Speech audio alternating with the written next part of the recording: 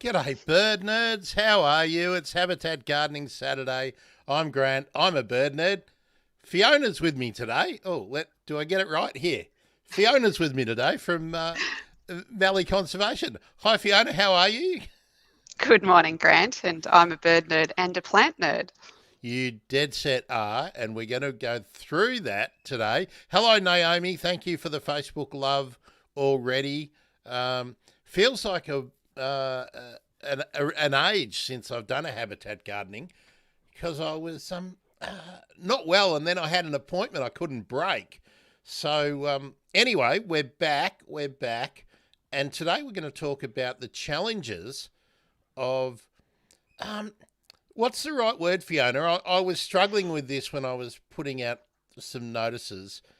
Revegetation, rehabilitation, Restoration. So, well, let's before we run the video, let's just start with a really succinct statement from you about what the project is, and also how do I properly pronounce the property name, Fiona? Thanks, Grant. So Mallee Conservation is a group that restores an area of habitat in northwest Victoria, and it's a private property called Rackagillum. It's a semi-arid area, so restoring the habitat involves planting trees, trying to figure out exactly what was here beforehand and then restoring that. Terrific. And look, those of you who have been along on the bird emergency journey for a while know that I love to recognise the hard work that people do that enables them to get a couple of letters behind their name. Now, I can correctly call you Dr. Fiona, can't I? Indeed, you can, yes. So there we are, Dr. Fiona. And apart from being a plant nerd and a bird nerd, Fiona's a butterfly nerd. So we're gonna open up on all of that, which is just a bit appropriate since we talked butterflies a few weeks ago. So let's start with the video, Fiona, that you've produced. And then after that, we'll have a quick poke at the website, because I noticed that your most recent update on the website is spectacularly relevant, and it was a question that I was going to ask you. Now, can you remember what your most recent update on the website was? Our most recent blog post, I was finally putting together my bird list. There we are. So we're going to have a look at the bird list. So great. It's all tied together beautifully. Okay, everyone, we're going to have a look at this video. Let me pop it on full screen. And do let me know if you can't hear it, everyone, too, by the way. It's really exciting for us to be here today to launch Rackagillum as the first Mallee Conservation Sanctuary. It's a day which is really 20 years in the making for us. The contribution of several agencies have enabled us to complete a 13-kilometre conservation fence, fully enclosing the 490-hectare sanctuary.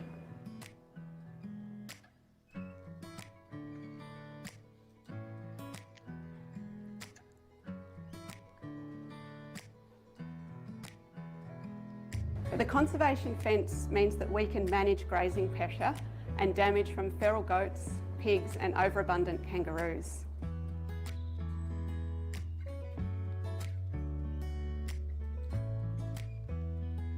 Managing grazing pressure also means that we can redouble our revegetation efforts.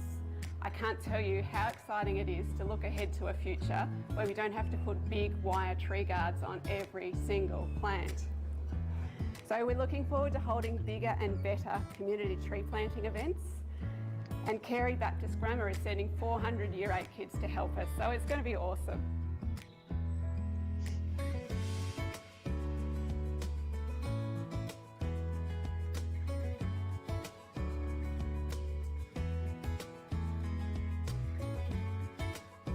Rackagillum already protects over 60 threatened species, and we look after the largest population in the world of the arid bronze azure butterfly.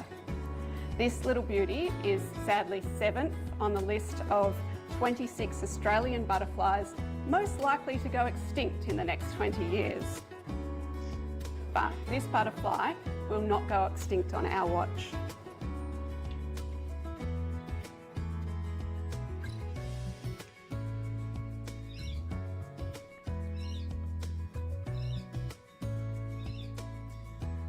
So in closing, there are so many people and organisations that we wanted to thank. With this support and 989 volunteer hours, the fence is complete. 13 kilometres protecting 490 hectares of semi-arid habitat. We invite you all to celebrate with us this sanctuary milestone and be involved in what comes next.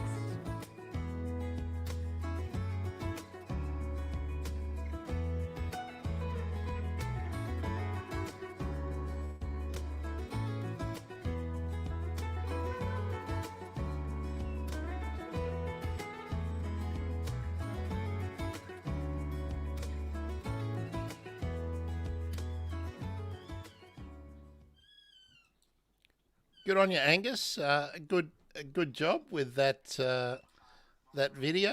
Well, let me just stop that on so I'm not hearing it. So I hope everyone heard that really well. Now everyone's going to ask me Fiona. So let's get where are we? Where are we? Let's get this up straight away.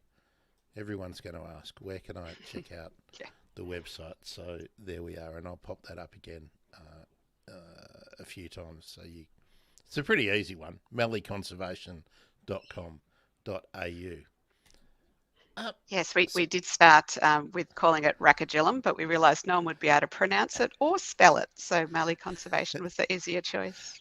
Yeah, and I don't think there's many similar projects going on that are private on private property. Is there? I mean, Australian Wildlife Conservancy have got a couple of arid zone properties that they're managing and rehabilitating, but I can't think of another one. Certainly not that's open to the public in sort of the northwest of Victoria or the southwest of New South Wales. Are you aware of someone doing anything similar to you? Oh, there's a few private land properties. So we're open by appointment, so people can just call us up and come and visit rather than having sort of an open gate. But there's places like Talopia Downs Carbon Landscapes that are heading in this direction. There's obviously the arid recovery property over at Roxby Downs in South Australia. That's fantastic. And I guess when I started, I looked at places like Nature Glenelg Trust and the work they were doing down in southwest Victoria. And, you know, we're just a tiny little effort compared to that. So, what I really like about what you're doing is, apart from the fact that this piece of land is sort of critical for your favourite butterfly, but it's the outreach part of what you're doing is as important, I think, in the actual practical work you're doing. As you're saying, it's a tiny part of the mosaic in the mallee and arid habitat, South Australia, Victoria, New South Wales. But plenty of people are visiting your website, I think, and getting hold of your message. Yeah, I think that's probably the most enjoyable part of what we do is when people contact us and they have a little anecdote to share, or they ask us for information on something that they're particularly interested in, or they just go, wow, I'd never thought of the mallee like that. That place looks awesome. So yeah, it's very rewarding. In the video, I might add, your patch of the mallee that sort of closes out the video there is a lot lusher than the mallee in many of the visits I've made. It's always looked a bit tougher, and there's a bit of a lesson in that. Is if you look after hard country, it's not quite so hard, is it? Yeah, it really is a rainfall-driven environment. So that was filmed after some very decent rainfall. But what we're finding now, even though we've had such a dry year this year, with reducing the grazing pressure, because that's what the fence was about, we've got much better condition grassland. So it is looking quite lush compared to over the fence. Now, are you running any stock at the moment? Like, are you managing stock alongside your conservation priorities? No, so the property is protected by a conservation covenant that prevents stock ever being put on the land. So even when we sell the property or hand the property on to someone else, there'll be never any stock on it. And that's quite a deliberate thing to protect what is a pretty sensitive landscape for grazing.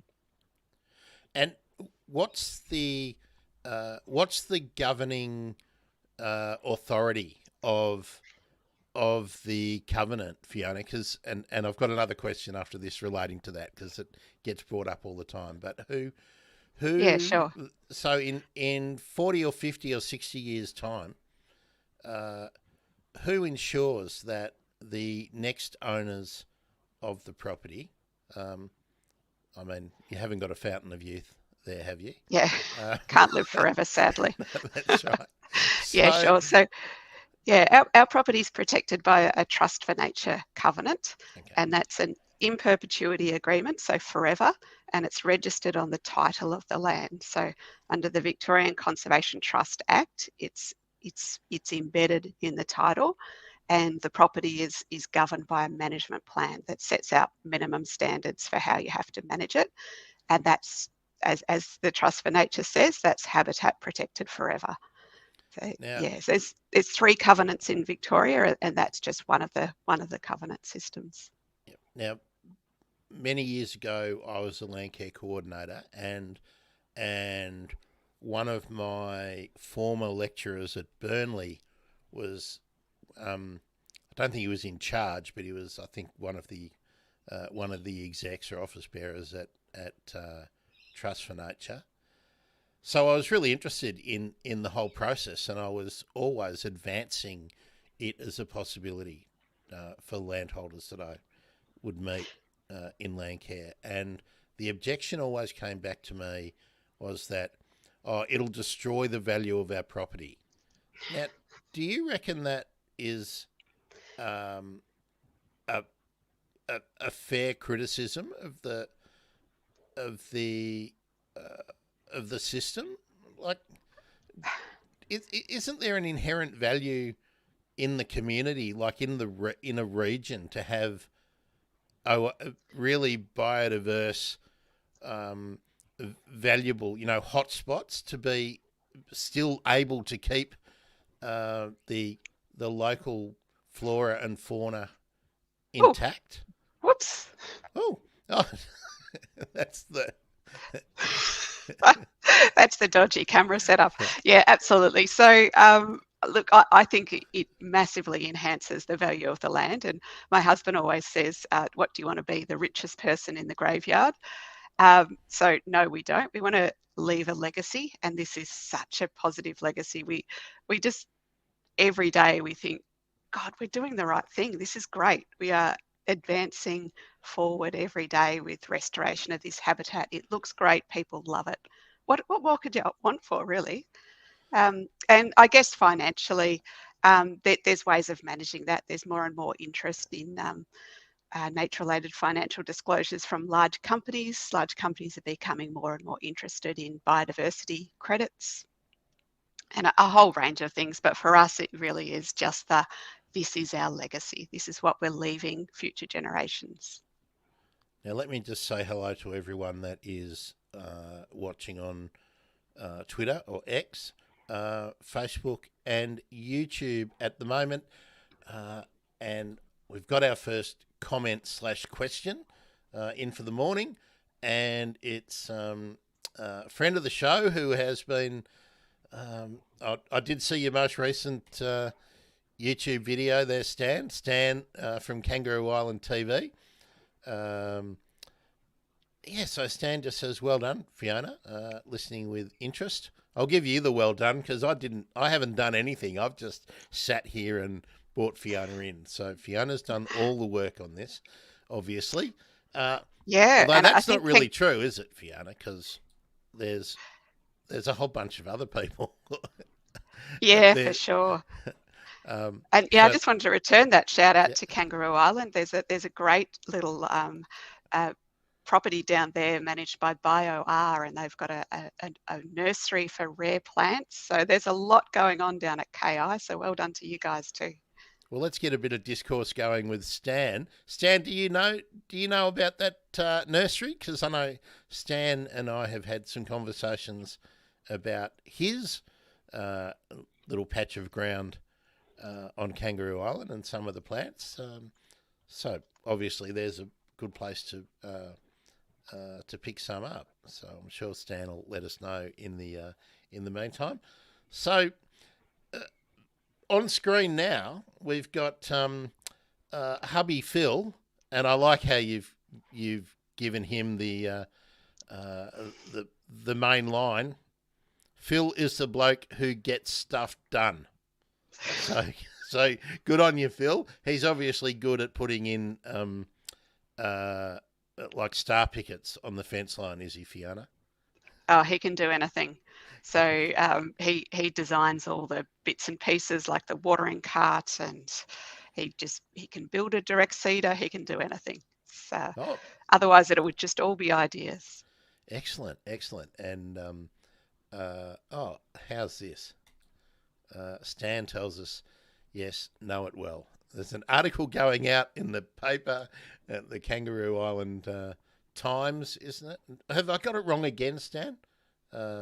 So that's going out on there, and latest work on firewise plants. Really important topic too in those dry climate or dry habitats. We'll have to talk about firewise plants another time. Now, Fiona, I'm guessing Emily is the scion of Fiona and Phil. That's right.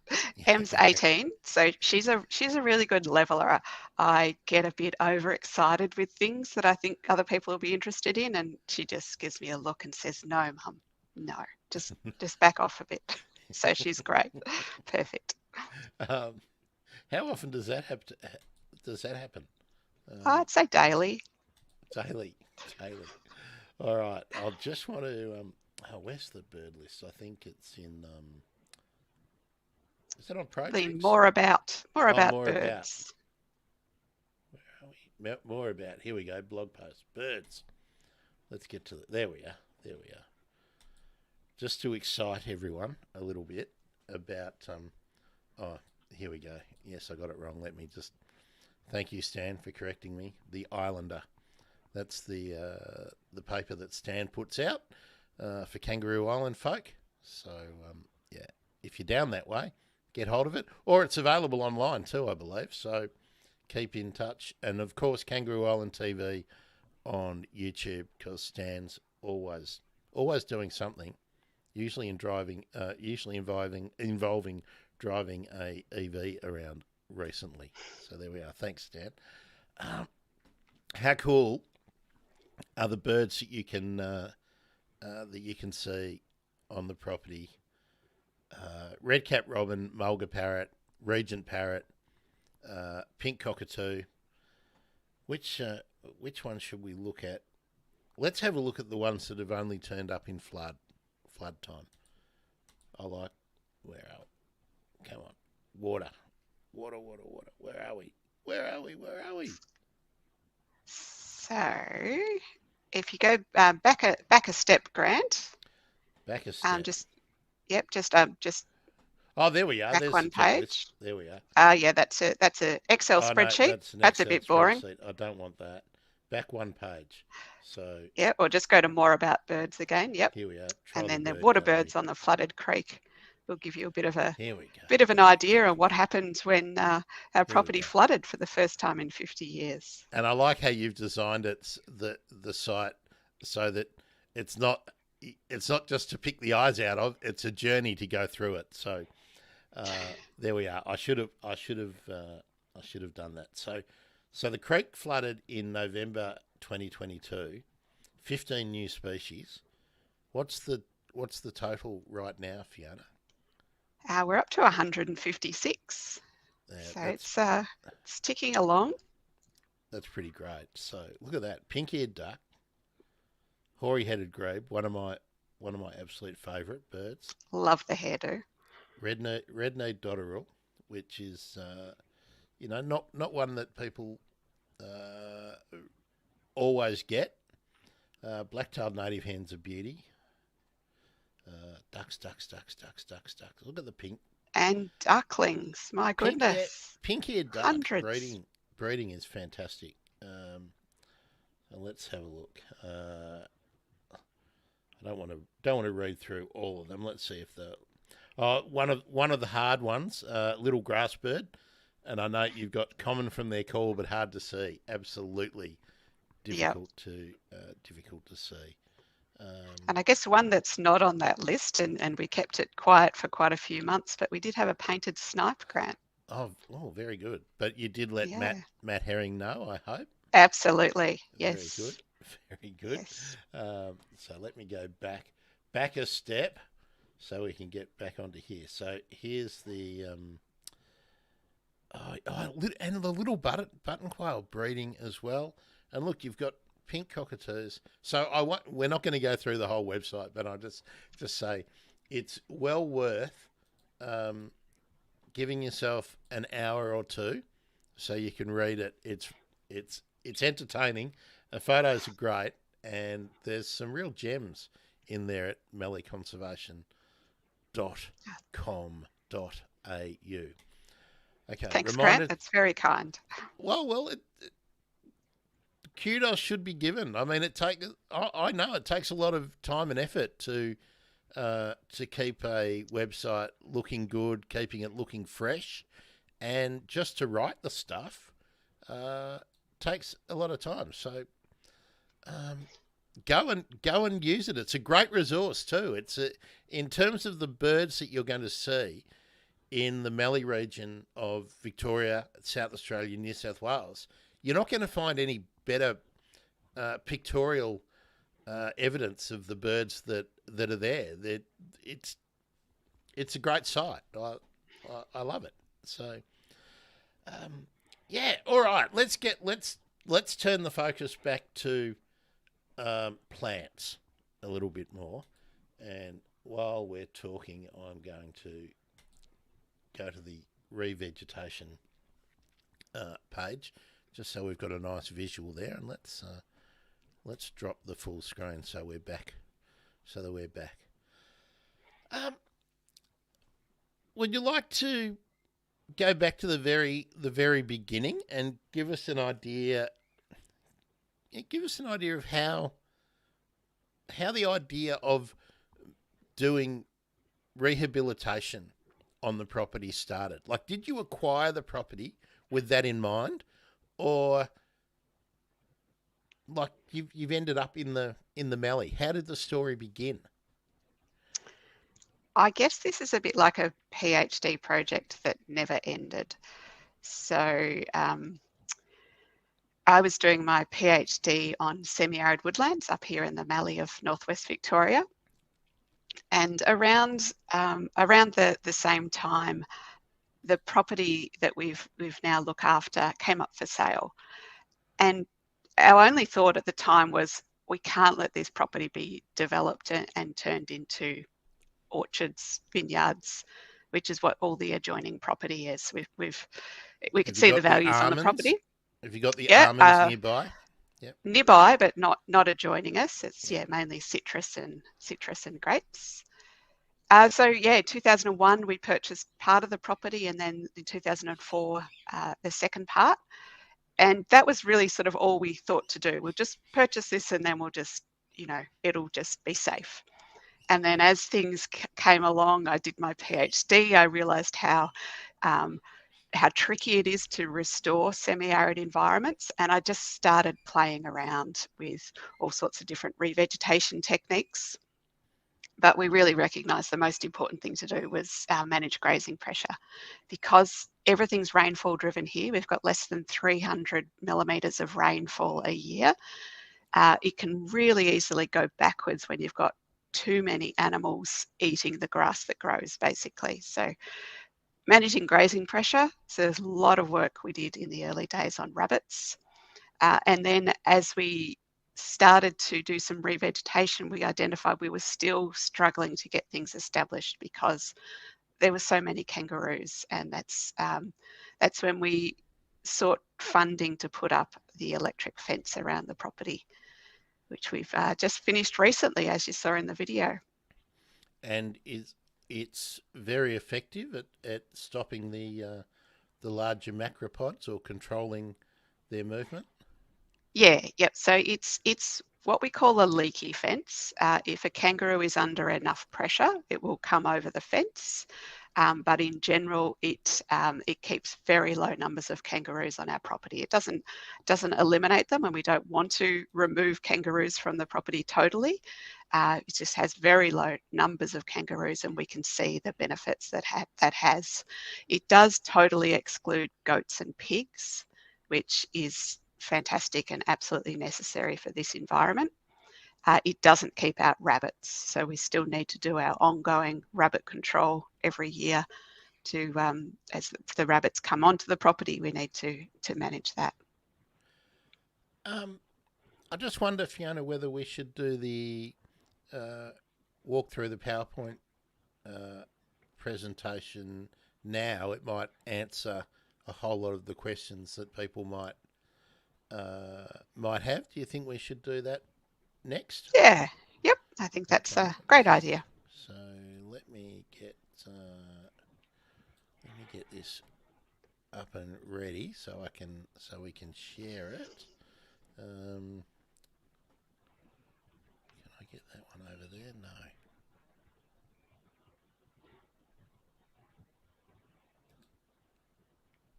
I think this will better. No.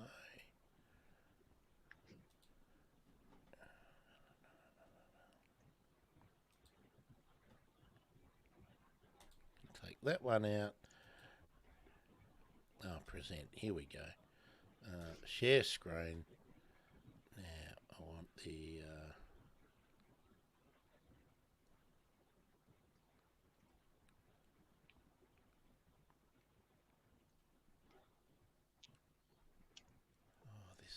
here we go, window, that's what I want. There we are. Now we've got it. Because we don't have to worry about the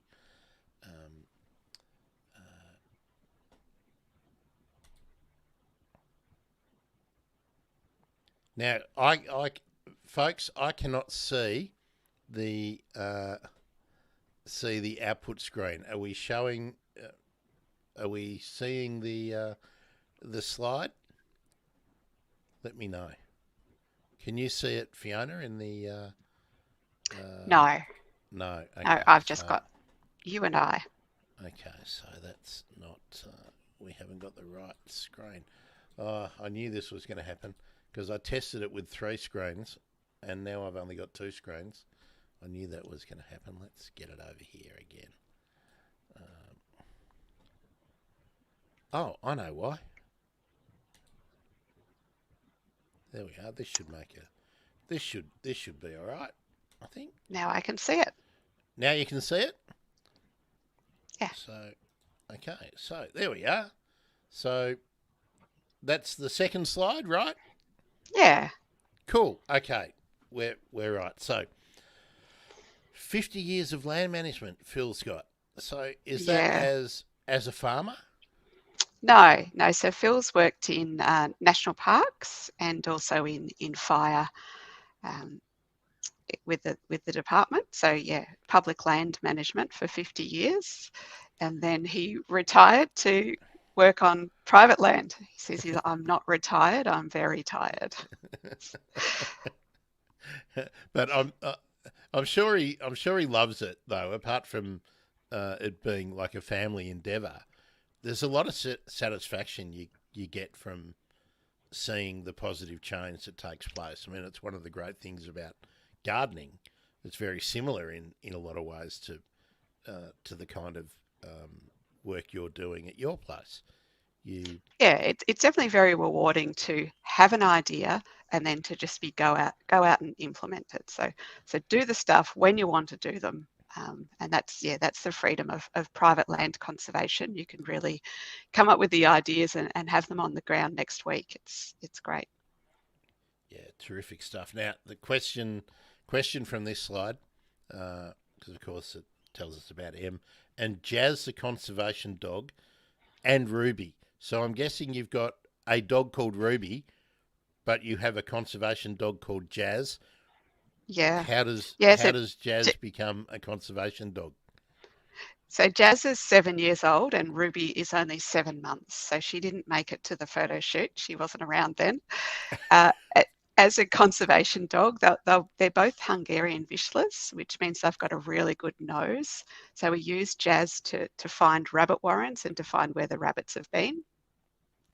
She's also really good at finding echidnas. So she's a pointing dog. So when she finds something, she points to it with her nose. So it's always nice to see echidnas and stumpy tails, which she'll show for us, and also quail, all the different kinds of quail. The reason we know we've got so many different button quail and quail is because of Jazz. So when Jazz locates a quail or button quail, she points. What do? Do they flush, or do they freeze, or do they scurry off? How do you see them? So most of the time she points them and holds them so they won't move, and we creep up behind her with the camera, and when we with our big clumsy feet get close enough that the birds will flush, and about 1 in every 1,000 photos you actually capture the bird. They move so quickly. Yeah, well, that's the point of the question. But there we go. There's a new bird watching technique, folks. All right, let's move on. So you mentioned that Friends of Mallee Conservation, you couldn't do the task without them. So you mentioned about 1,000 conservation hours. How many people, individuals, do you think have come up to give you a hand? Oh, it's definitely it's well in the hundreds. We're probably ticking up over the 1,000, and the main reason for that is Carey Baptist Grammar, which is a school from Melbourne, bring their Year 8 camp up every year. So that's a different group of students every year that come to the property. We've got some really regular volunteers. So up in the top right-hand corner, Phil and Judy, our best volunteers ever, come out every week to do weeding and other tasks. Tree planting is always really, really a good way of involving people in the property. But we also have groups visit. So down in the bottom corner is the La Trobe Uni Botany Society. We've had the Mildura Bird Observers, the plant group, walking groups, all those sorts of things. So the broader thing of volunteering is not just getting your hands dirty planting a tree, but it's just coming and sharing your knowledge. I love it when the Entomological Society of Victoria comes to visit, because they just have so much knowledge to share, and it just builds this incredible picture of the property and all its different layers. Yeah, that knowledge transfer is really important, isn't it, in the volunteer and sort of enthusiast space? Yeah, and that's what we hope to do, to try and capture some of those little gems of knowledge and document them in the website. I have a terrible memory, so if I write it down, I'm less likely to forget. And and then people dive through the website at different times. So just recently, I was contacted by someone in Queensland who is looking for some seeds of a plant, which I described on the website quite some time ago, and I'd forgotten about it. So it's sort of timeless too. Yeah, websites are great. So we'll talk about seeds and stuff in a moment. Let's come through. Everyone's going to be asking or wondering, where is the property? Well, hey, we have an answer for that. 50 kilometres southeast of Mildura. And the exciting thing for me is it adjoins one of my favourite places to go walking and bird watching Hattah National Park. Yeah, and I went to a Yeah. school camp there, and that's what started me off. And Lake Mournpool at Hattah is one of my favourite places on the planet. Yeah, so I actually came up, it used to be one of the only national parks you could get to by bus. So I used to That's catch that. the bus up when I was a uni student. Yeah, well, that's why I started going there. I went there on a school camp when I was in, I think, year 9 or 10, and then when I was riding bikes with some mates who were into nature, we'd catch the train and the bus to go to Hattah. So it was a big adventure. We'd usually go all the way to Mildura and then ride back to Hattah, so we could say we'd been to Mildura, so and go and look at the Murray. So that was fun. Yep. But yeah, it's a magical place, and if you haven't been there, I encourage you to take the track. What's at Hattah nowadays? As in the township of Hattah? As in the township on the highway. What's on the highway these days? Yeah, so Hattah used to be a railway siding. Now it's a very large roundabout, a general store and service station, and there's still a series of houses along the roadside there. Yeah, we many times we had to ask to stop at Hattah and get off at the siding to take our bikes off, but it's not operational now, is it? So. No passenger rail through that way anymore. Yeah, so annoying. Yeah, definitely one of the attractions of the main attraction was its connection to the national park, as it's always good to have large landscapes. We can do the intensive work on our little property, but being connected to the national park means we've just got, a lot of birds and animals that pass through. And the national park is amazing if you can get there when the Murray and the tributaries have been in flood. It's so different.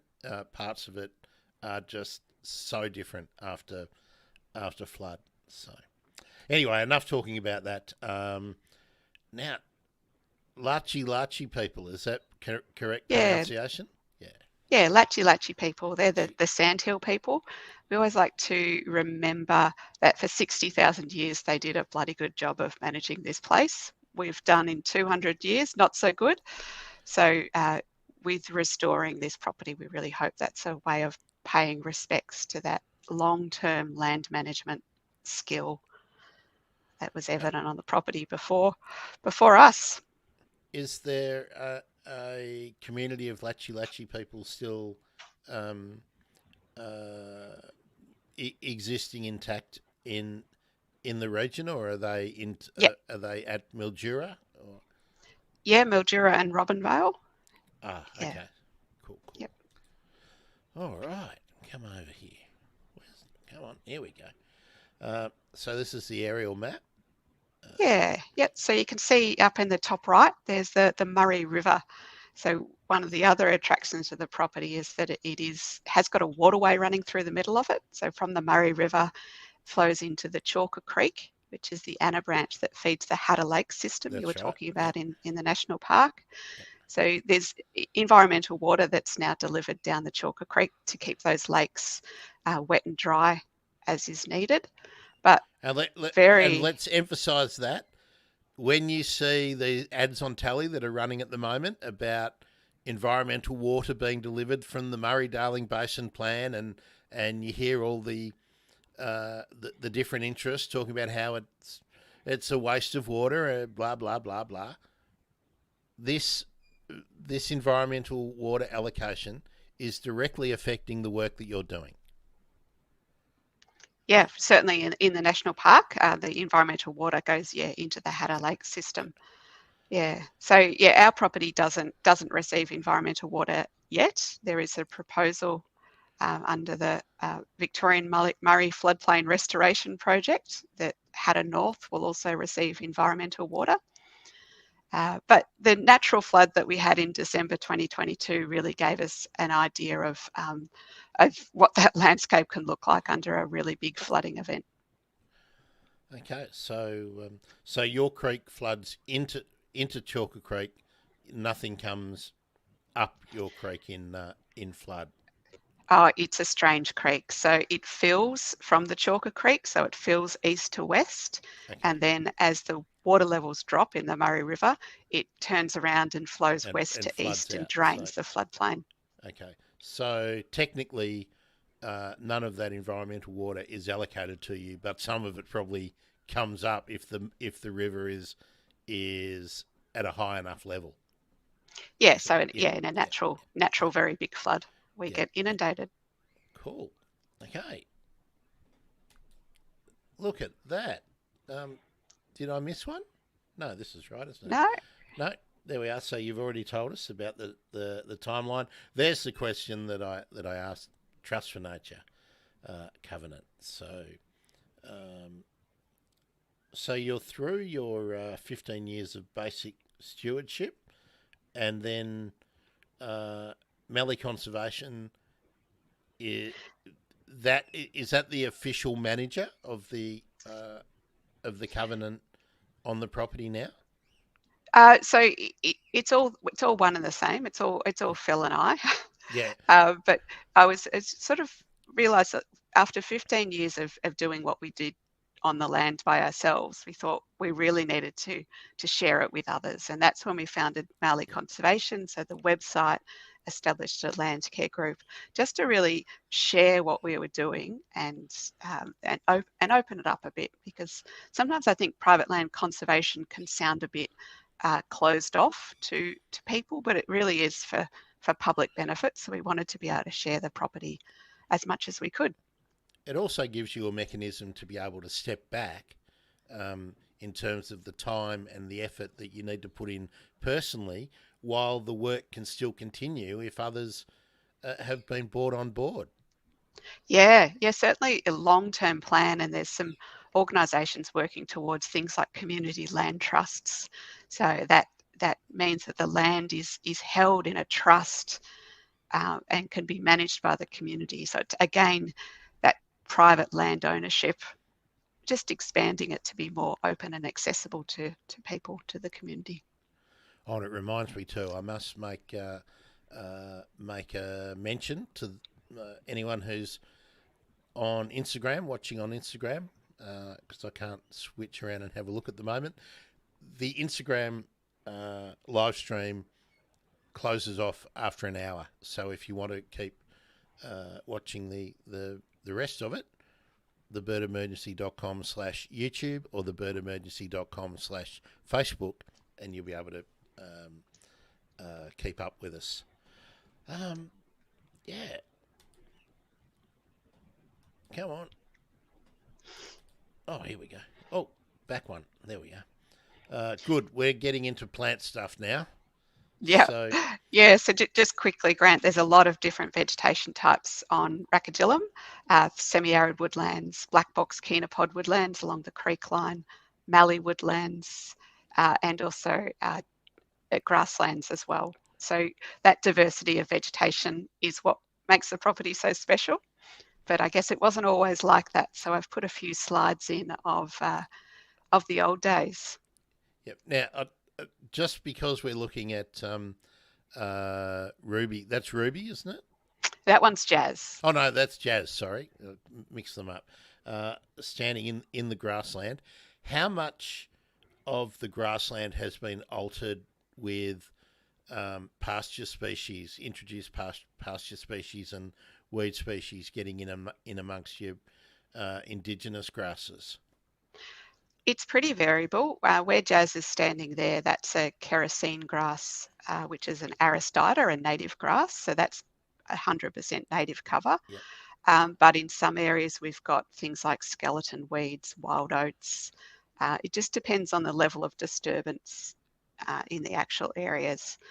The property did previously have sheep on it, so there's some areas where the sheep camp, and we've got nettles and thistles in those areas. Yeah. It's pretty variable across the property, but we've got so many native grass species that we've had botanists who, when we're driving them around the property, they're trying to climb out the window because they're so excited to see that type of native grass in such abundance. And I know yeah, that it's a lot of feeling. fun.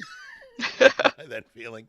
I'm one of those nerds walking around and go, oh my God. Um, yes, yes, yes. Okay, come on.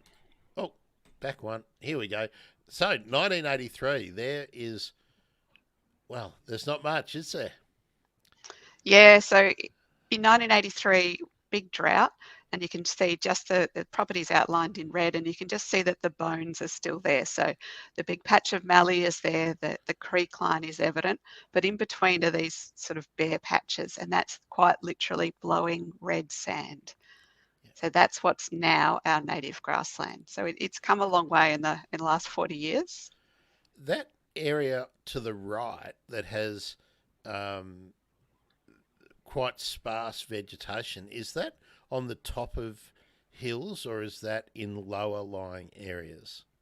Yeah, so they're sand dunes and blowouts. So Okay. yeah, rolling sand dunes, big red Yeah. sand dune blowouts, Gee. which Okay. yeah happens when the vegetation is removed and the Yeah. sand mobilizes. Yeah. Yeah. All right. Next. Oh, there we are. Oh, good. The old HQ 1 tonner. Yeah, so these are some photos from the family who previously managed the property. So it was a grazing property with sheep on it. And yeah, I always look at this and look at the absence of understory Oh, it's and think, amazing, isn't wow, it? yeah. And Series 1 farm bomb Land Rover there as well. That's a beauty. And I think an old XD Falcon. I think another paddock bomb up there. Yeah, it's amazing the pride and joy and the beautiful polish on that orange 1 ton Holden. That's a, look how he looked after that, and he didn't look after his Land Rover. Oh. All right, that's it. Come on, there we go. Rabbits, rabbits, Yeah, rabbits, I rabbits. talked about the when we moved on to the property, there were a lot of rabbits. So each one of these red dots is a rabbit warren. And in the early days, we did a really intensive knockdown. So that was ripping the rabbit warrens, because if you do something like just baiting the rabbits, they've basically got a house and they can move back into that house at any time and set up camp and start breeding again. So it was really important to do that intensive knockdown initially and get rid of those, 14 whole rabbit warrens. And now it's just a maintenance program. When the rabbits move in, they've got to dig their warren. So that makes them vulnerable to predators like eagles and foxes. So it's a bit of a way of managing the numbers naturally, as well as we also manage rabbit numbers. Now, tell me how much things have changed in the, got to say, 80s and 90s when I was, oh no, it must have been the 70s and 80s when I was a youngster and a teenager, going and visiting uncles' properties, uncles and aunties' properties, where they're on school holidays. I would be involved in rabbit control. We would fumigate and block off warrens, and then come down later on, like weeks or months later, and do ripping. That I'm guessing you weren't fumigating. We didn't, but it's a really good technique. You've got to have your rabbit numbers low when you do the ripping, otherwise they just come back in and reopen. So that was a way of getting them low with a fumigation. We used our dogs to make sure that the rabbits were we're in the warrens. Yeah. Okay. Cool. Oh, back one. I don't know what that delay is. Whose hat? Yeah, that's my hat. So this is after we'd done all the rabbit control. We were still seeing a lot of grazing pressure. So what you can see with the hat there is it's just browsed down to the ground, and those large blobs are kangaroo poos. Kangaroo pad on the lower right there, so a lot of very high numbers of kangaroos, and also the browsing damage. And you'll see on the next slide that I talked about the huge wire guards. That was the only way we could get the revegetation that we were planting to get that established. You can see we'd have to put a guard on every tree, and then we'd have to remove the guards. And if we didn't, it was just really heavy browsing damage. And you were doing this prior to having much of the fence done. That's right, isn't it? Yeah, yep. So this is prior to the electric fence being completed, and it was really in 2019 when we had really dry years, and there was not much for kangaroos to eat anywhere, and they came onto our property and ate our perennial grasses, so the grasses that are supposed to live for a few years and hold the soil together. They were browsed to such an extent that they died and they blew away. Then we had the bare soil. So we went backwards in 2019. So now the plants on the top two photos there are calitris, I believe.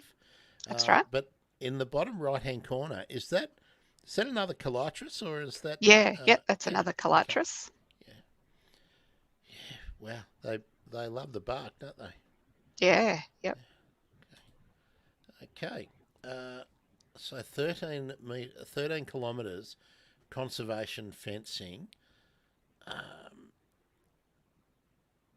Was it? Yeah, it was a bit of a challenge. It's expensive. Fencing is expensive, so we relied on government grants, so both state and federal government, and some private philanthropy, and also some industry grants. And we had to line all those up to build a really long fence. Big job. So 2014, which was the first section that you got done with? So that was the blue section, okay. And that was we hoped that if we fenced off the property from the irrigation, it would naturally reduce the kangaroo numbers, but because it would remove access for the kangaroos to the free food and water in the orchards. So that was what we hoped. Well, it did work, but not to the extent that we needed. It reduced kangaroo numbers, but not enough. So yeah, as I said, 2019, really big kangaroo numbers. So that was when we focused on getting the rest of the property fenced.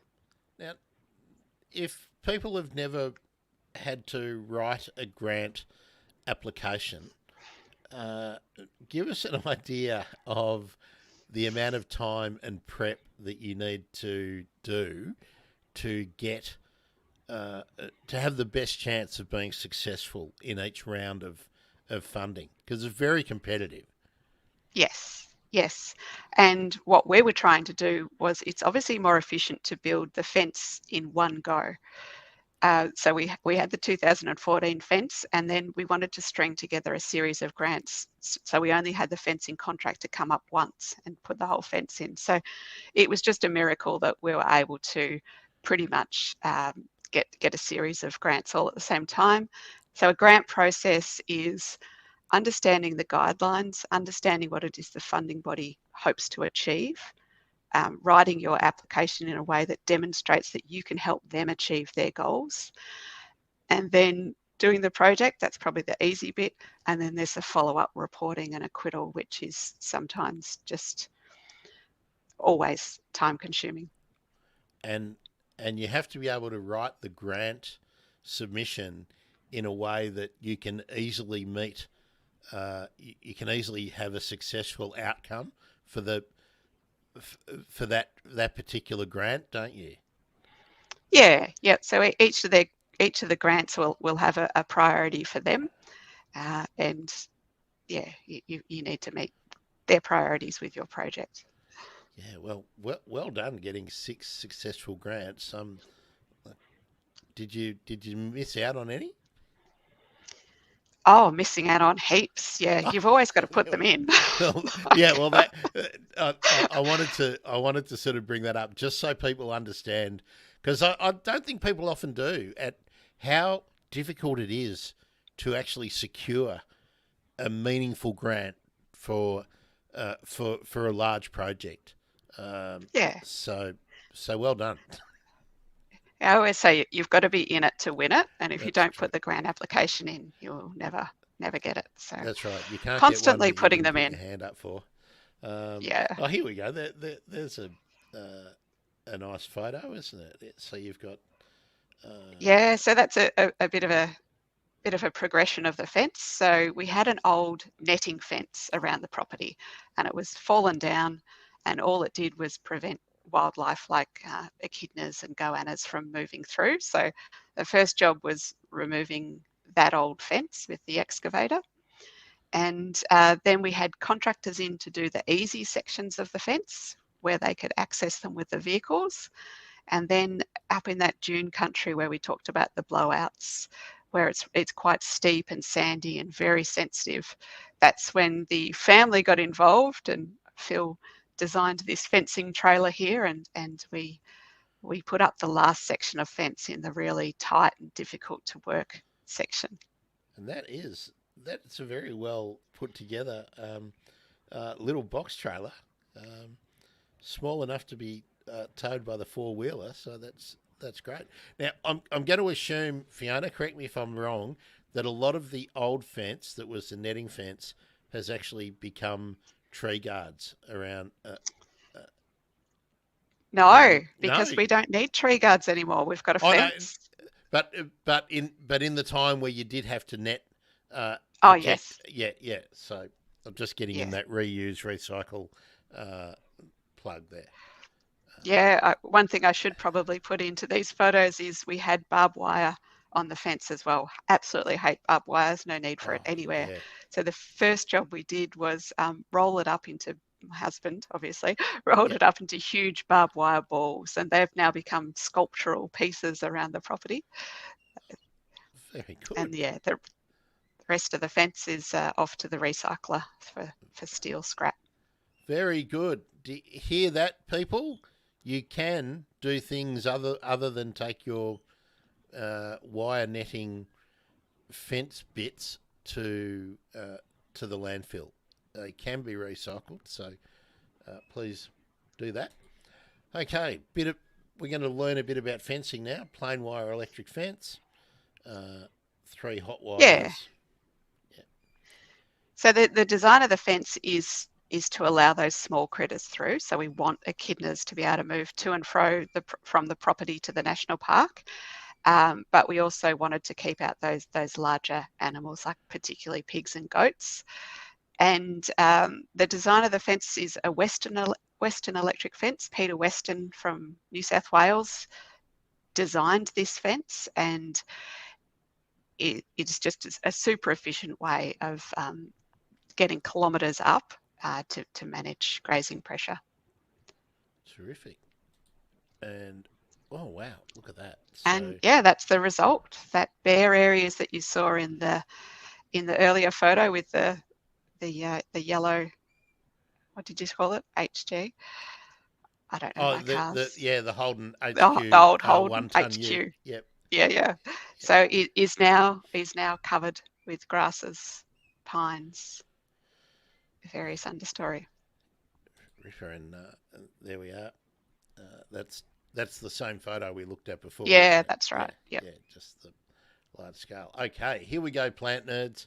Here come some plants we can talk about. Look at that, Swansona. Lovely. Yeah, so this is just a really small selection of the threatened species. So when I say threatened species, they're all listed under Victorian legislation as threatened under the FF&G Act. Yeah. Let's have it. Oh, look. Oh, lovely. Scavola. Oh, Callistrum brachyandrus. I've been looking for somewhere to find that in the wild. Well, we have the largest population on private land in Victoria. So now, a few weeks ago, I went through. Oh, it's probably getting onto a few months ago now. On one of the shows we did, I talked about Callistrema purpureum, which is one of my all-time favourite native lilies. But you've got Callistrema luteum, which is like the yellowy one rather than the predominantly red Callistrema. So that's a ripper. I haven't seen that in the wild either. So Yeah. very So good. in one of the great things for Hattacalkine National Park is just fields and fields of this garland lily. And we've got much smaller numbers, but it's definitely a target for our restoration work to recreate those fields of garland lilies that would have been here before they were eaten out by rabbits and sheep. And if you're getting fields of them, I'm imagining for people in Melbourne and Sydney, just think of all those neglected ovals or former ovals, parks that are just covered in onion weed. Uh, that's what a field of calistema would look like, just only replaced with the onion weed with the broader leaf calistema. Now their foliage dies down in periods of really low rainfall, don't they? So there'll be times where you can't really see them. Yeah, that's right. Yeah, so over summer there's not much above ground. Yeah. They're just kicking along now. Bit of rainfall will get them going. Yeah, that's really exciting, and the scavola is pretty exciting too. Really easy to overlook when it's not in flower. Yeah, beautiful stuff. Yeah. Speaking of beautiful, look at that pink cockatoo. You've got pink cockatoos. Yeah, it's a sad day for us if we don't see pink cockatoos. So they're here very regularly, and it's nice to choose a species like that and think about, well, what does that bird need? And these birds really need the native pine, the Calitris gracilis, and they need that for food, so they eat the cones, but also for nesting. So they nest in hollows of old trees, so over 100 years old, probably closer to 170, before a tree forms a hollow big enough for a pink cockatoo. So yeah, we're planting trees, so in the future there'll be hollows for pink cockatoos. And in addition to the ones that we've already got, yeah. Yeah, and in the meantime, have you put up any artificial hollows for them? No, we haven't. I guess it's one of the things on the list. Don't get to everything on the list. Mick, hey Mick, if you're listening, he will know who he is. So there we are.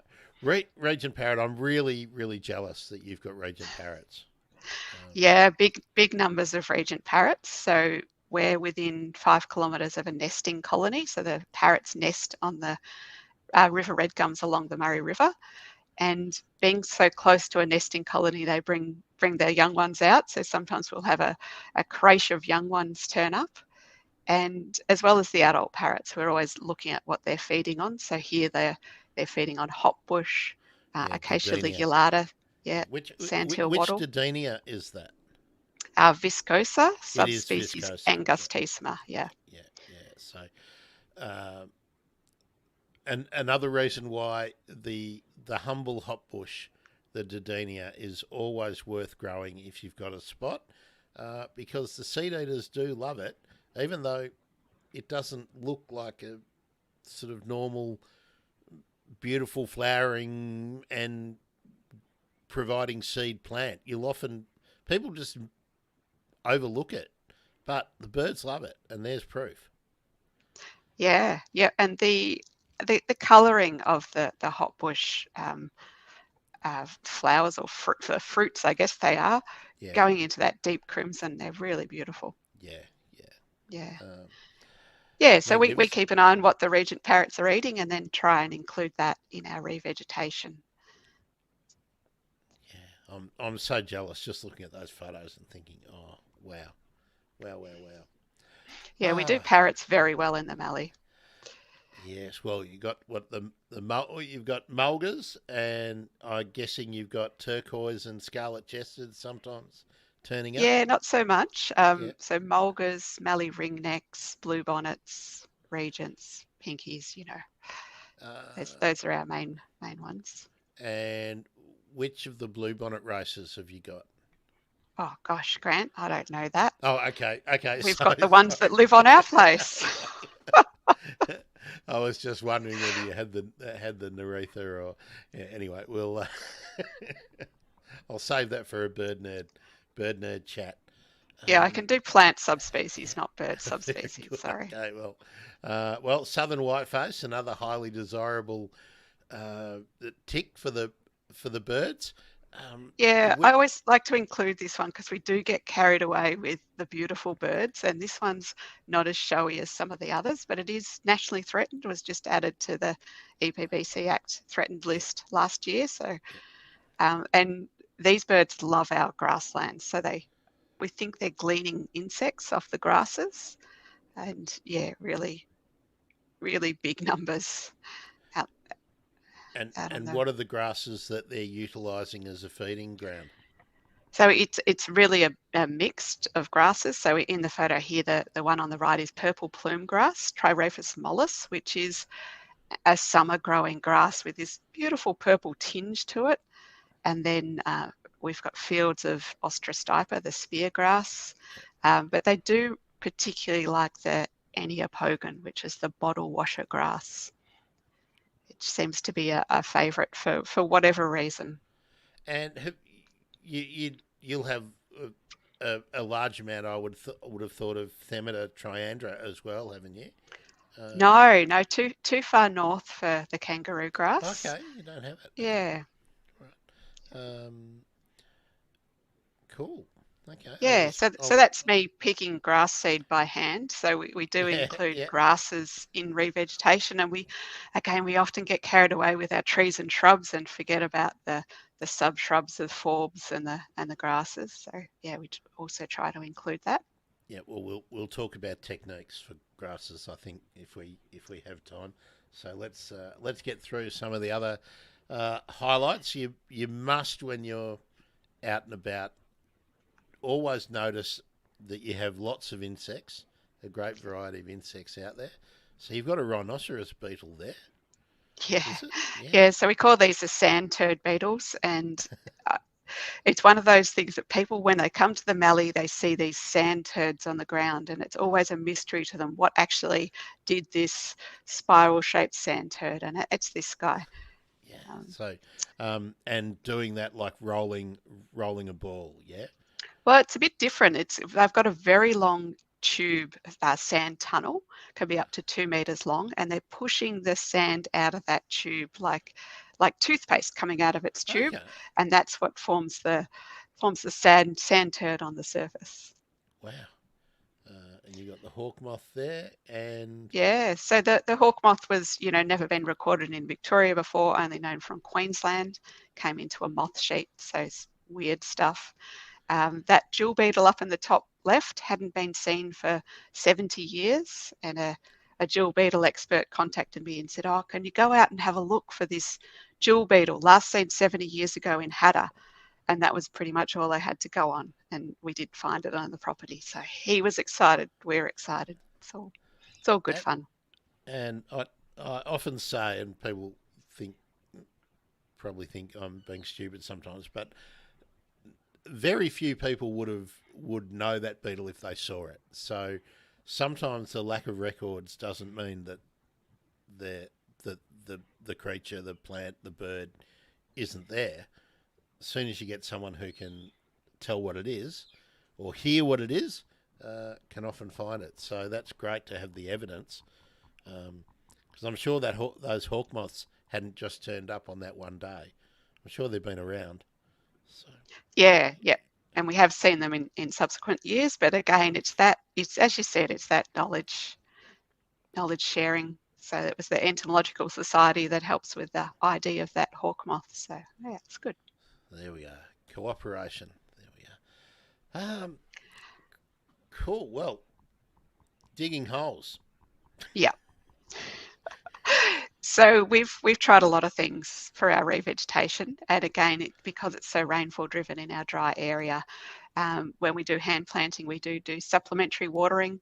We're looking at what they're using in regenerative agriculture to improve soil health and seeing if we can apply that to native vegetation. We do direct seeding for the species that it works. I'll talk about the seed bowls a bit later, and even the emus as well. Ripper. So Let's have a look at.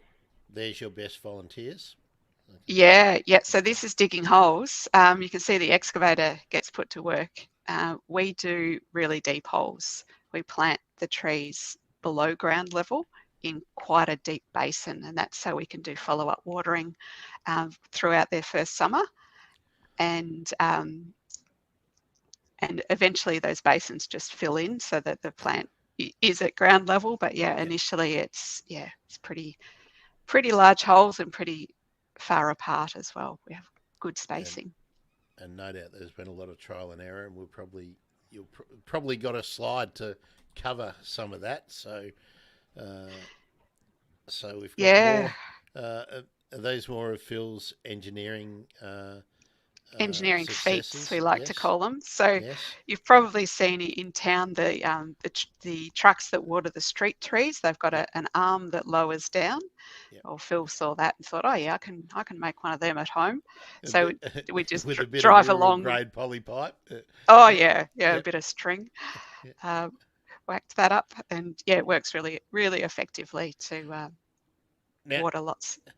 Now I'm guessing that he's got the rope. I can't really tell, but the rope goes from the trailer to the back of the quad bike and into his hand. Is that right?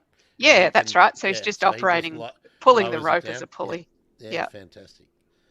Very low tech. Oh, good. This next one actually does answer my questions. I was going to ask what went into the holes. So the main soil amendment we use is Worm Hit, which is a pelletized worm casting. It's just a really clean and easy to use worm casting product, which is made locally up here in Mildura. We use big quantities of that, so 500 grams per planting hole, as well as some water storage crystals. And this year we started to use, as I said, some regen ag products, so fulvic acid and TM Agricultural, which is like a biostimulant product, which is commercially available. That's really interesting. I'm going to have to. As well as your usual sea salt and Charlie Carp type products. And you'd be using those, like mixing those up in your water tank when you're coming along and watering with Phil's great watering trailer, yeah? Yeah, that's right. And particularly just prior to planting as well and during planting, so to reduce that transplant shock. Very cool. I always used to soak my all the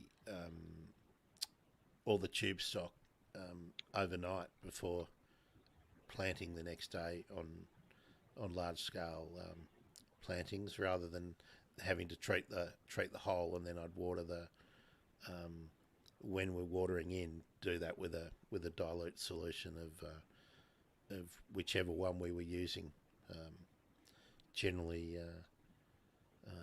sea salt or equivalent. So look at that. Look at that. Yeah, so this is seed collection and treatment. So we collect all of our own seed for the direct seeding and for most of the nursery propagation as well. This is my mum and dad, and one thing you'll know about collecting seed is that it always ripens over Christmas, New Year. So this is mum and dad on Christmas Day. Christmas holidays. Come on, the seed's ripe, let's go. Yeah, and that's another thing to point out to everyone too, is that, and I might add, I'm sorry if people are leaving comments or questions while I'm in this presentation mode. I can't see them, so we will get to them. So just be mindful of that, please. When I'm not ignoring you, I just don't know if you've done it. The point I was just going to make is that in seed collection, you cannot say, "I will do it next week." If it's ripe and ready, you got to beat the birds or the beetles or anything else that might be eating them, or they might just be shed, and you then cannot efficiently harvest them. So, yeah, that's right. just falls to the ground. That's right. And what have we got here? We've got what are your mum and dad standing next to? So it's a Acacia brachybotria, a mulga wattle. Yep. And I guess it's really obvious for me, but perhaps you haven't seen these little joey pouches. These are used in the citrus industry for harvesting oranges, Yep. and they're just and basically seed a collection. pouch you can Yep. yeah Yep. put your seeds straight into.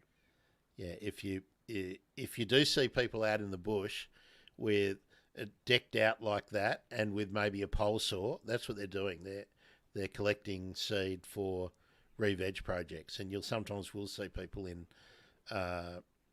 reserves where they've got a permit to do that. So, yeah, if you've ever seen people decked out a bit like your mum and dad, that's what they're doing. So, now tell us about the cleaning process. Yeah, so we mostly collect wattles and also native pine. So it's really just a matter of spreading them out on tarps to dry, and then sieving them. So in the top middle, you've got the seed sieves. You just put the seed in the top, and there's different apertures, so different opening sizes, and then there's the rubbish falls out the bottom, and then one of the layers will have the seed in it. So it's just a matter of sieving and re-sieving and cleaning the seed. Yeah, and very typical acacia seeds in the right-hand side, and that's calatrus on the middle pane on the bottom. Yeah, that's right. Yeah, very nice. Okay, all right, direct seeding. Yeah, another one of Phil's inventions. This is actually a rabbit bait layer. So what we wanted was a small direct seeding machine to tow behind a four-wheel motorbike. So we modified a rabbit bait layer to put the bits and pieces you need for direct seeding. So it scalps the soil, dribbles the seed into the furrow, brushes the soil back over, and then presses it with a press wheel at the end. Yeah. Okay. So very low disturbance technique. So yep, and we can get into tight places. And probably reduces the amount of introduced weeds in the process. Sometimes when you do ripping, you get more weeds that actually germinate than your target species seed. So. Yeah. So we've got very deep sand. So ripping is not a priority for us. Obviously, you need to do it in some other environments, but yeah. And no drilling as well, which is sort of the other technique that people would use. So, how many? You could get kilometres done in a day this way, couldn't you? Yeah, quite easily. Yeah. Yep. Yeah, that's cool. And rejigging an existing piece of standard farm equipment. So really cool. Yep. Really cool. And the good thing about direct seeding is that if it doesn't come up in the first year with hard seeded things like acacias, it'll come up, 5-8 years later. That's right. It's never wasted if the seed is viable. So, yeah. Okay, well, tell us about what have we got here? Seed bowls. Seed bowls. So you might have heard of seed balls, which are seeds embedded in sort of a clay ball. And the idea was that you throw the ball and they open up in the environment. We found in the Mallee that those clay-based balls just baked into little hard rocks. So we invented these seed bowls, which are quite literally shaped like a bowl. And the recipe is from the West Australian mine sites where they do a lot of revegetation using seed pellets. Just got a variety of ingredients mixed together. The seed is at the base of the bowl, and the bowl has got some water crystals in the inside bit. Yep. So when it rains, you'll see on the next slide that the bowls flatten out and it forms sort of like a little patty where there's good soil conditions for the seed to germinate. So it's a technique we're trialling and we'll continue to modify it. But I think it's really got promise. Yeah, well, will follow with interest that, because it's going to be applicable in not only in arid environments. I would have thought that much of the temperate environments could use a similar technique. You can prepare them long in advance too, I would think. So Yeah, and one of the great things, it's actually quite relaxing to make them, and we have the school students making them, and it's just a really nice hands-on activity. You make them and then you dry them, and then they're very portable. And the idea is that the students make them and then they can spread them around the property as they're walking through. So it's, yeah, they can just like drop them Johnny Appleseed. every 30 steps. Drop a seed ball. Yeah. Bowl. Yeah. Bowl. Yeah. That's Yes. right. Bowl. Cool. Okay, so this is what happens. Yeah. So after rain, they really sort of melt into the earth, and the water crystals are probably the key to hold that moisture there close to the seed long enough for the seed to germinate. And so acacia is germinating there. Yeah, native pine as well. So yeah. Oh, there's the colitis top right hand corner. So, That's right. Yeah. Okay. Emus. Yeah. So one of the unintended consequences of our fence was that we kept out the wild emus. So the fence excluded them. So emus are something we really want on the property because that's what they do. They eat and poo, and they spread seed around, and are really useful. So we got a wildlife permit, went to an emu farm and purchased some emu chicks, and we hand reared those. So they now live on the property eating and pooing. Great. And is that, or are they rhagodias, the rhagodia berries, or? Yeah. So the bottom is Rhagodia spinescens. Yep. And then the middle one is Entulina tomentosa, so ruby saltbush. Yeah, ruby. One of the most beautiful of the saltbush. Yeah, very cool. Okay, we're rocking through. Flooded for the first time in 50 years. 2023. Yeah.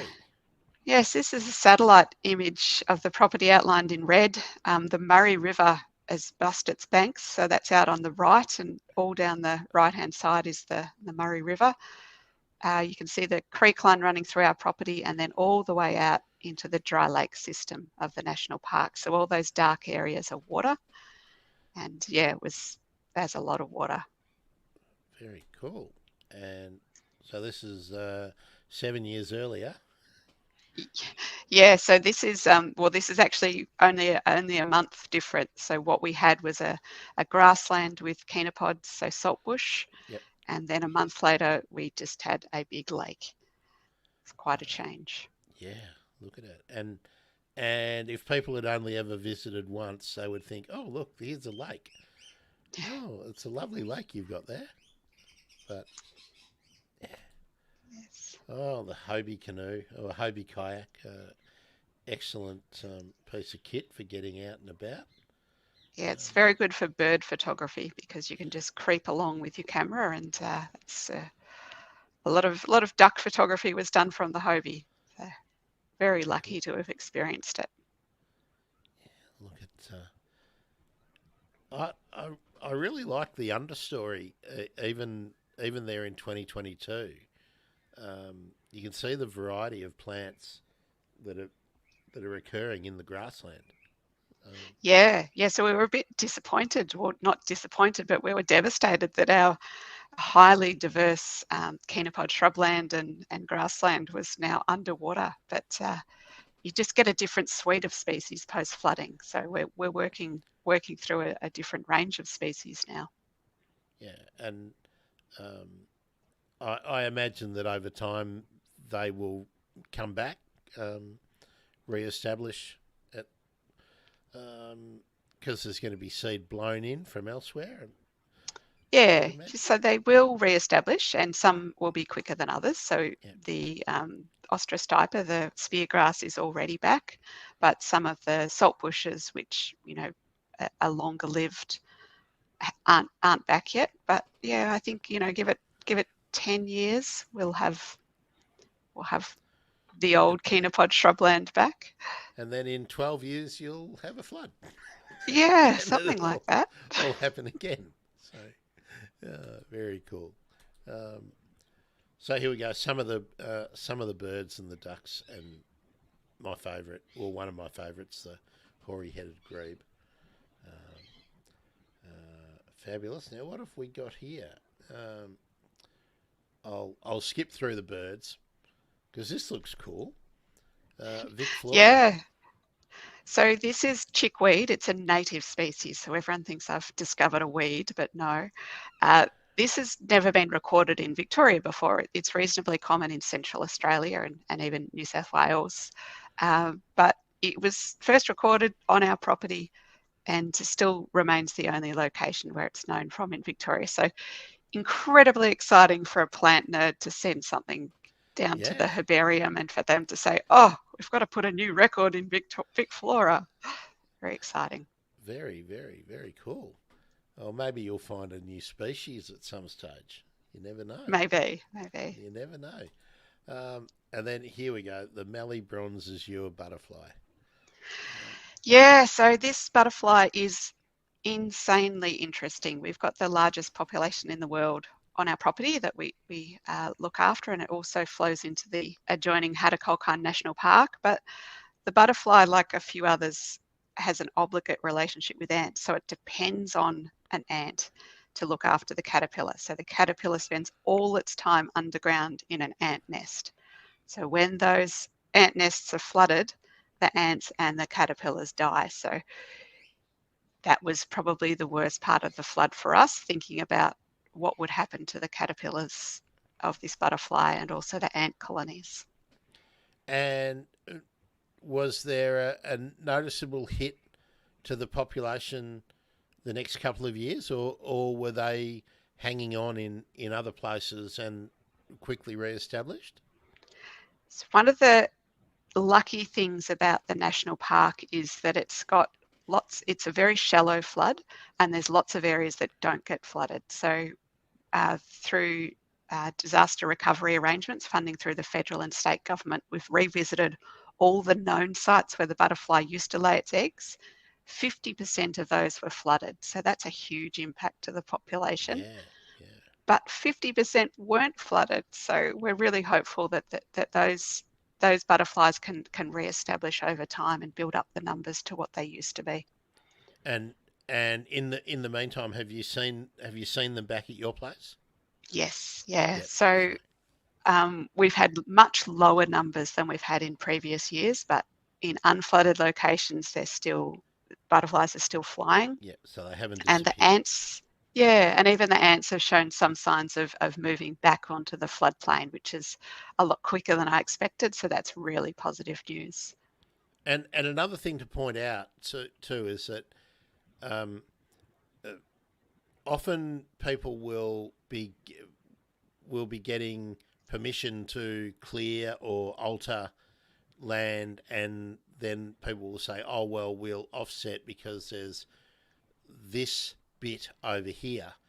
But every bit you take out means that some other natural occurrence might really impact a population. So it's imperative where there's endangered communities, endangered species, and locations where those communities or individual species live, that more of them are protected, not less.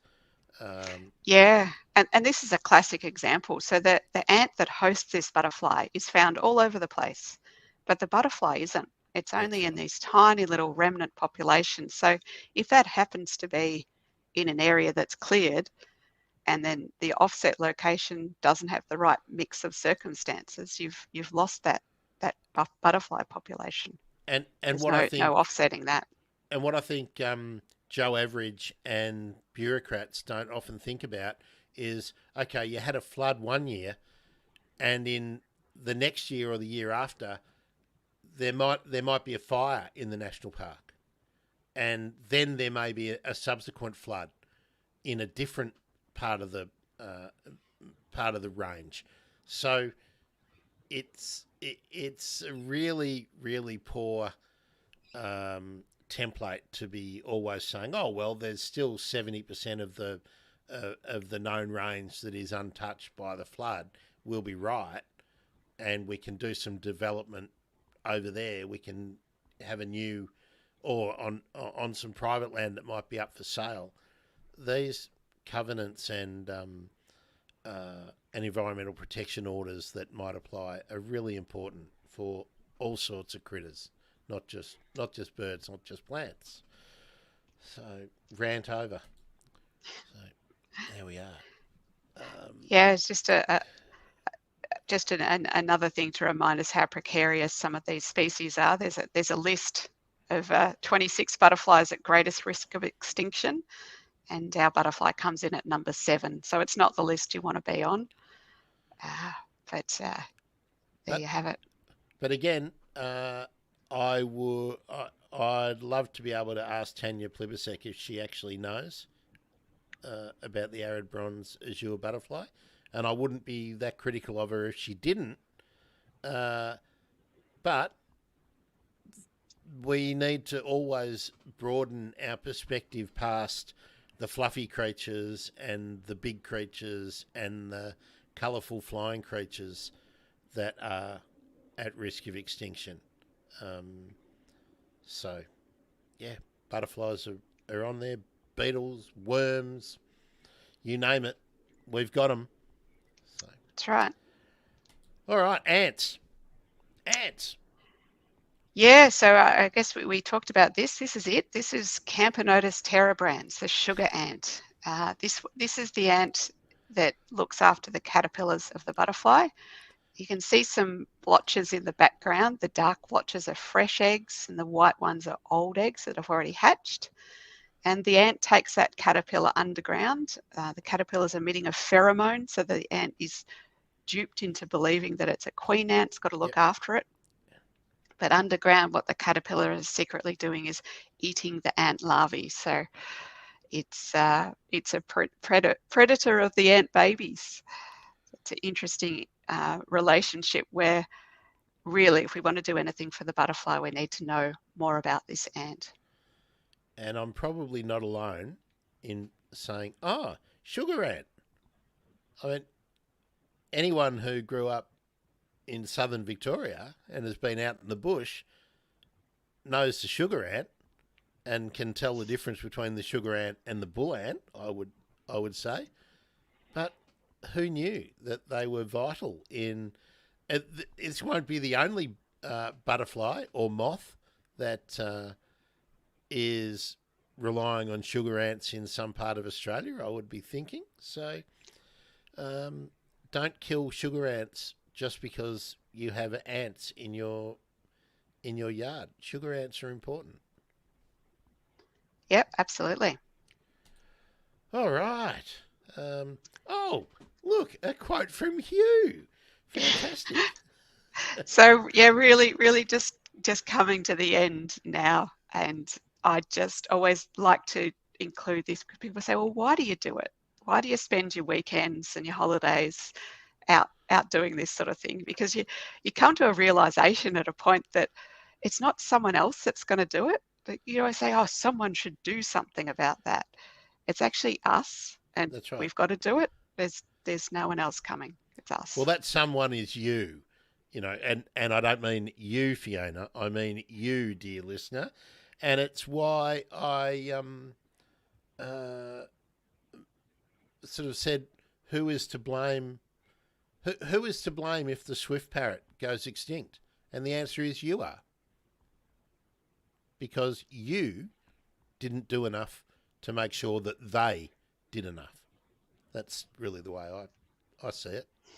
It's not the timber industry to blame, it's everyone. So, yeah. There we are. And, I love that we could squeeze Hugh in. That was a nice surprise. Very good. Now, here's the contact. Actually, tell us which orchid that is, Plant Nerd. That's the spider orchid, Caladinia, and I'm going to say Vericosa, and I'm hoping no one's going to pick me up on it because I'm not entirely sure. Yeah, I did know it was a Caladinia, but I'm not. I need to carry a key guide and a photo guide with me to pick my orchids apart. So, good job, good job. And here's the contact slide. So as we've said, malleeconservation.com.au is where you can find everything on the website. And Fiona is most active, I believe, on Facebook. That's where I've seen most of your social media activity. Am I right? Or Yeah, you also duplicated on Insta, so the same posts on same both stuff goes platforms. up. Okay. Yeah. So there we go. Fantastic. So we can pull that down. Let's go. I can put that down. Where do I get rid of that? I'll just pull that down, and then I'll be able to. Do I want to keep this new document? Oh well, I'll just say yes, just because. And here we are. Oh look, and we do have comments. All right, let's get to it. Here we are. Oh, some of them were saying she can't see the presentation, but then she can. So we sorted that out. Thanks, Naomi. What's Stan saying? He's off. It's just looking where Collignon is, right up there in northern Victoria. Oh, I'm just trying to think. Was that? Yeah, so Collignan's our nearest town. So yeah, Grant was just orienting himself. There we are. So Stan, there we go. Well, let's give Stan he was off to do a radio interview. Fantastic. And he says, looks like you've done a fantastic job. Keep up the great work and love to visit on my travels one day. So, well, Stan, even though you're off doing your radio interview, just drop Fiona a line and organise a visit in your Polestar and then put it on your YouTube channel.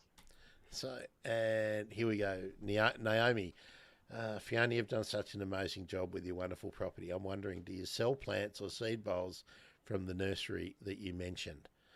Okay. No, we don't, Naomi. I often get requests for little packets of seed from a specific species, and yeah, certainly happy to help people out. But no, we don't sell anything from our property. It's just for revegetation, really. Now, the reason that Naomi is asking, Naomi, I'm sure you won't mind. Oh, and hello, Facebook Care, Marion Waldon. Thank you very much for that. Naomi has purchased a property in the region, Fiona, which is why Naomi is on the hunt for local provenance seed. So maybe you can connect offline and you may have some ideas for Naomi, short of getting a seed collecting permit and attacking the public lands nearest to her property. So, yeah. Yeah, sure. Happy to chat. We do have a seed collection permit, so I can help guide you through that process as well. And also the recipe for making seed bowls is online on our website. So always keen to share whatever knowledge we have. And yeah, you can build your own seed bowls if you like. Terrific. So, Naomi, I will. If you haven't found that, I'll put that on my socials and stuff as well, or the link to it so people can easily find it. Wow, so many people on Twitter, on X. If you're watching and listening on Twitter or X, and you've been commenting, they're not coming into the thing. Just checking my Twitter. I'm not seeing anything that we've missed, but I am seeing people liking it, so thank you. Yeah, so, and Naomi just says thank you. So there we are. Well, Fiona, I've kept you a bit longer than I thought we were going to be going, but I think that PowerPoint covered everything that I was going to ask you. I was going to ask you if you were keeping a bird list. Well, we can go and look at the bird list, so that's fantastic, and you can download the bird list. So Naomi, that bird list of Fiona's is probably a good guide for what you can hope to be finding over the years on your place up there. So that's pretty terrific. Fiona, I hope we can talk again, maybe in a year or so. Maybe after your next big flood or something, and we might sort of talk a bit more in depth about some of the management techniques that you have to apply after you've distributed seed bowls. So I think that's about the only thing we haven't talked about. We've talked about collecting, establishment, germination, spreading stuff, digging holes, direct seeding. We've covered all that. So, yeah. I don't think let's talk again. Don't think there's really much more. That Maybe not such an epic performance next time. A bit shorter. Well, it certainly was a very very informative PowerPoint. So thanks for letting us use that. Folks, if you've got another question or comment, you got to be quick because Fiona's on her way out in a minute or so. So just jump in quickly and we can address it. If not, thanks everyone for being here. I'm amazed. If you're all real on Twitter, I'm very happy. That's a big turnout. Naomi says, so excited by the bird guide. I'm going to keep going up to her property in a week. Fantastic. Preparing it for plants. Eager to chat with Fiona and keen to see the property. So, well, that would make sense. Naomi, make sure you contact Fiona and organise a visit if that's possible. Yeah. So, Fiona, I think that's it, Dr. Fiona. I think we'll, unless someone jumps in the very, very next second. Thanks so much for giving us so much of your time. And look, I knew people would be interested, and I'm wrapped with so many eyeballs watching us live. So that means the replay will get piles and piles and piles of people. So hopefully lots of people are reaching out to you and maybe volunteering some time and energy or being inspired like Naomi has been to, do something with, what is generally thought of as being a difficult kind of habitat, a difficult part of the country to do plant establishment. But we haven't even talked about gardens because I'm sure you've got some some non-indigenous plants in your garden around the house. Would I be right? I've got a few Australian natives, so a few Western Australian and ones like that, and we've got fruit trees. It is a tough environment, and don't expect things to happen quickly. So, Naomi, just be patient with the way the Mallee operates. It's very slow. And it's a commitment, isn't it? It's a commitment you make to the future, and you can't go wrong if you're distributing seed, Indig seed. You can't go wrong because it's evolved to survive. So even if you don't get germination in the first year, provided you haven't planted it too deep or something, or the birds haven't come and eaten it, or the beetles haven't got into it, it'll generally turn up at some stage when the conditions are right. So, So there we go. Well, I think we oh no, hang on. Naomi's saying thank you and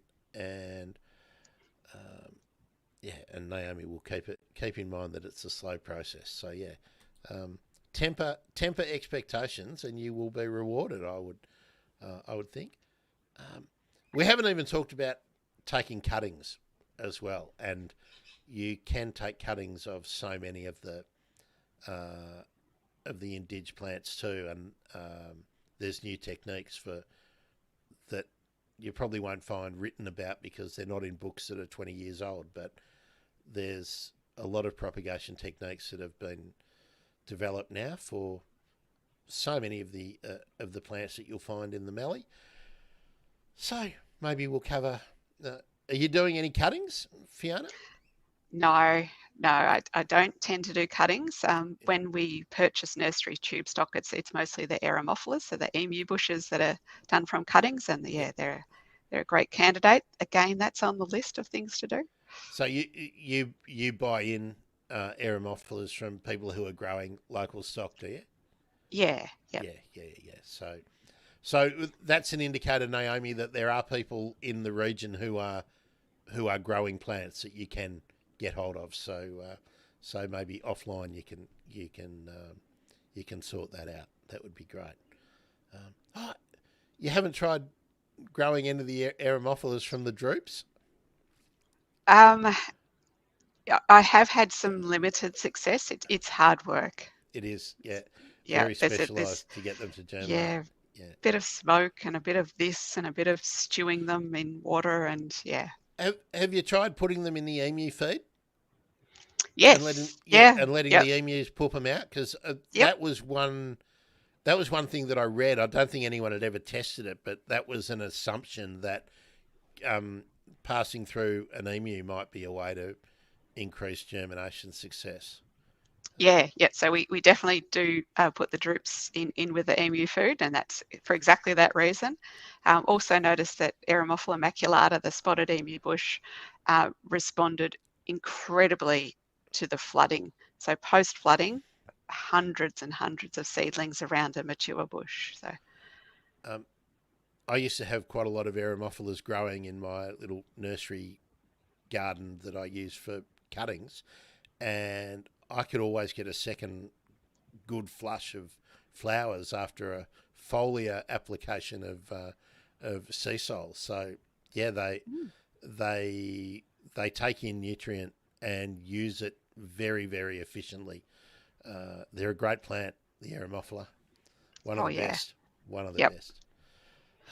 Great. Well, Fiona, thank you so much for being part of Habitat Gardening. Our first Habitat Gardening interview. So we'll be doing more, I hope, and a lovely bunch of questions and comments.